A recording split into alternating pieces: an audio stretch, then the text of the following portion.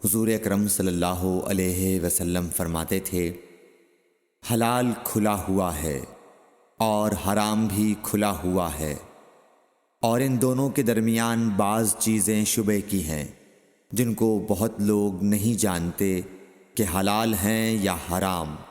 پھر جو کوئی شبہ کی چیزوں سے بھی بچ گیا اس نے اپنے دین اور عزت کو بچا لیا، اور جو کوئی ان شبہ کی چیزوں میں پڑ گیا اس کی مثال اس چرواہے کی ہے جو شاہی محفوظ چراگاہ کے آس پاس اپنے جانوروں کو چرائے۔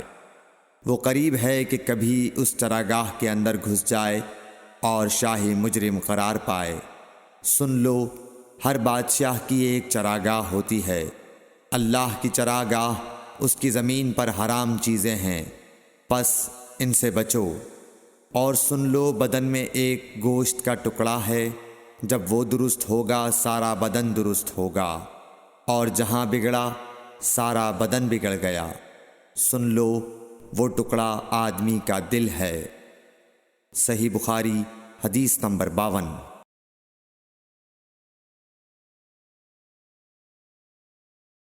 عبد القیس کا وفد جب حضرت صلی اللہ علیہ وسلم کے پاس آیا تو آپ نے پوچھا کہ یہ کون سی قوم کے لوگ ہیں یا یہ وفد کہاں کا ہے؟ انہوں نے کہا کہ ربیعہ خاندان کے لوگ ہیں۔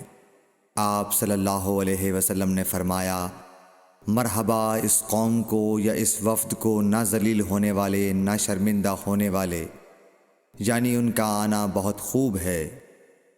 وہ کہنے لگے، اے اللہ کے رسول صلی اللہ علیہ وسلم، ہم آپ کی خدمت میں صرف ان حرمت والے مہینوں میں آ سکتے ہیں، کیونکہ ہمارے اور آپ کے درمیان مضر کے کافروں کا قبیلہ آباد ہے۔ پس آپ ہم کو ایک ایسی قطعی بات بتلا دیجئے جس کی خبر ہم اپنے پچھلے لوگوں کو بھی کر دیں جو یہاں نہیں آئے، اور اس پر عمل درآمد کر کے ہم جنت میں داخل ہو جائیں۔ اور انہوں نے آپ سے اپنے برتنوں کے بارے میں بھی پوچھا۔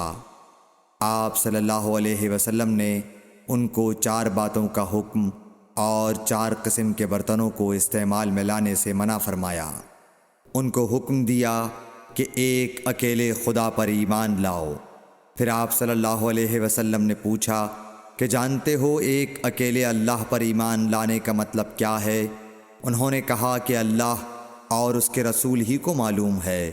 آپ نے فرمایا کہ اس بات کی گواہی دینا کہ اللہ کے سوا کوئی معبود نہیں، اور یہ حضرت محمد صلی اللہ علیہ وسلم اس کے سچے رسول ہیں، اور نماز قائم کرنا اور زکوٰۃ ادا کرنا اور رمضان کے روزے رکھنا اور مال غنیمت سے جو ملے اس کا 5واں حصہ مسلمانوں کے بیت المال میں داخل کرنا، اور 4 برتنوں کے استعمال سے آپ صلی اللہ علیہ وسلم نے ان کو منع فرمایا، سبز لاکھی مرتبان سے اور کدو کے بنائے ہوئے برتن سے، لکڑی کے کھودے ہوئے برتن سے اور روغنی برتن سے، اور فرمایا کہ ان باتوں کو حفظ کر لو اور ان لوگوں کو بھی بتلا دینا جو تم سے پیچھے ہیں اور یہاں نہیں آئے ہیں۔ صحیح بخاری حدیث نمبر 53۔ حضرت صلی اللہ علیہ وسلم نے فرمایا، عمل نیت ہی سے صحیح ہوتے ہیں، یا نیت ہی کے مطابق ان کو بدلہ ملتا ہے، اور ہر آدمی کو وہی ملے گا جو نیت کرے گا۔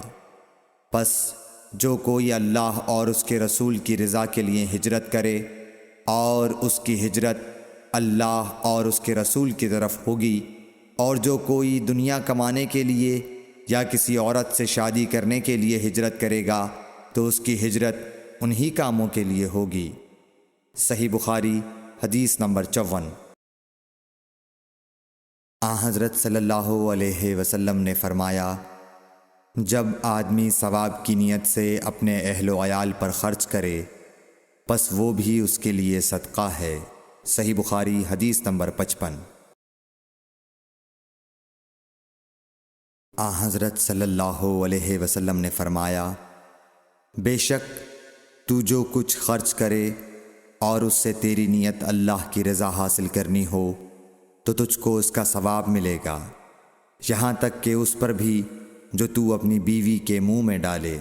صحیح بخاری حدیث نمبر 56۔ جریر بن عبداللہ رضی اللہ تعالی عنہ نے کہا کہ حضرت صلی اللہ علیہ وسلم سے میں نے نماز قائم کرنے اور زکوٰۃ ادا کرنے اور ہر مسلمان کی خیر خواہی کرنے پر بیعت کی۔ صحیح بخاری حدیث نمبر 57۔ جس دن مغیرہ بن شعبہ حاکم کوفہ کا انتقال ہوا تو جریر بن عبداللہ رضی اللہ تعالی عنہ خطبے کے لیے کھڑے ہوئے اور اللہ کی